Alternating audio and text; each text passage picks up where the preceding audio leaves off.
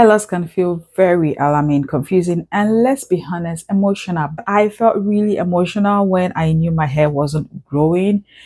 I just felt like there was something missing in my life. But before you rush to buy every hair product and dumping them on your scalp, you need to understand the overview or medical overview of what is actually causing your hair loss, which could come from genetics, hormones, everyday styling mistakes, not eating the right food. Did I mention that?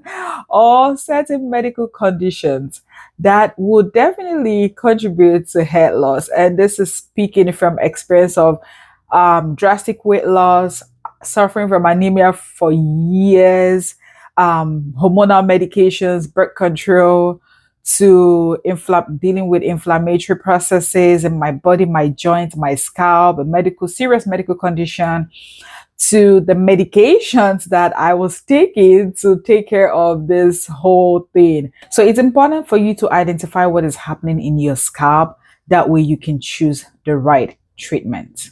Every strand of hair begins deep within your scalp in a small but mighty structure called the follicle. Think of it like a tiny factory. It's designed to grow, rest, and renew hair over and over again. The first stage of the hair growth cycle is called anagen. This is the active growth phase. Your follicle is producing a new hair strand, and with proper care, it can keep growing for 2 to 7 years. At this stage, nearly 90% of the hairs on your head are in the anagen phase. During this time, your hair grows approximately half an inch every month. The next stage of the hair growth cycle is called the Catagen phase, which is also called the transition phase. So this only lasts 2 to 3 weeks.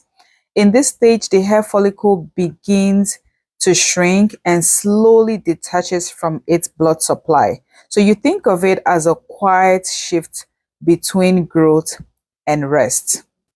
And we move on to the telogen phase. This is where it seems like my hair has been for the longest time, because I noticed in the last couple of months to about a year, my hair hasn't been growing. So at this telogen phase, the hair is resting. This is the resting phase. Your hair remains in place, but it's no longer growing. This phase usually lasts about 3 months, but this is where I find myself in. And I feel like it's due to other medical conditions that I have, and that's why my hair is not growing. So the telogen phase is considered the resting phase. And finally, we have the exogen phase. This is the final stage in the hair growth cycle, also known as the shedding phase. The old strand naturally will fall off and the new anagen hair begins growing beneath it. It's completely normal to lose about 50 to 100 hairs per day during this phase for those that are actually keeping count and counting. But this is a place where your hair is actually falling and shedding off and new ones are growing out.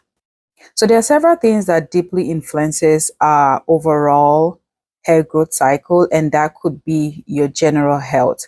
If you're not eating balanced diet or balanced nutrition, you're not getting a restful sleep, you're not getting scalp massages, if you have hormone imbalance, these can all keep the cycle steady. But if they're out of place, then it will halt the hair growth. And this is what I've come to find out in the last couple of weeks of doing my research.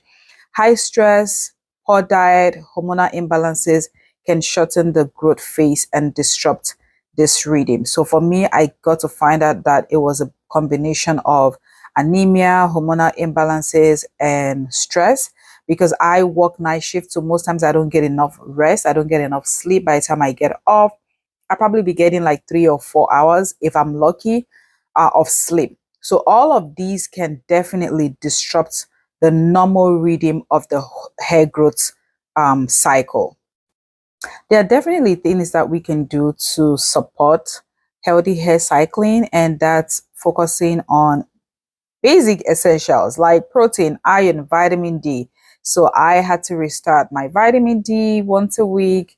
I am currently taking my iron every day. I'm increasing my protein in my diet. Hopefully that would help. I did post a video on scalp massage. If you haven't seen that, please go check it out. So I do the scalp massage once or twice a week, even if I am not using my electronic massager. I could just use my fingers, put oil on my scalp and just massage it. And I'm controlling my stress management techniques like breathing exercises, movement, stillness, doing things that would help to reduce my stress level. When we understand the phases of hair growth, we stop chasing quick fixes and start supporting the natural rhythm of our scalp. And that's exactly where I have found myself in. So let's honor each phase. Let's honor each growth, transition, rest, and release. And you can create space for true, healthy, lengthy hair. Right now, I'm not worried about my length. I am more concerned about rebuilding my damaged hair, revitalizing my follicles, and with proper care, with the things that I'm learning right now, my hair will definitely grow and thrive. And that's the foundation of your hair growth cycle. So it's like a living rhythm, one that responds to how we eat, how we rest, and how we eventually care for our scalp. So if this was helpful to you, don't forget to like and subscribe, and also share with someone maybe like myself who is trying to regrow their hair. And let me know in the comment section if you have any questions, if you have any suggestions for me to regrow my hair naturally. I would be happy to learn from you all. And which one do you think your hair is right now? Until next time, nourish your roots and please get some rest, because that is the number one cocoa of your hair regeneration. See you in the next video.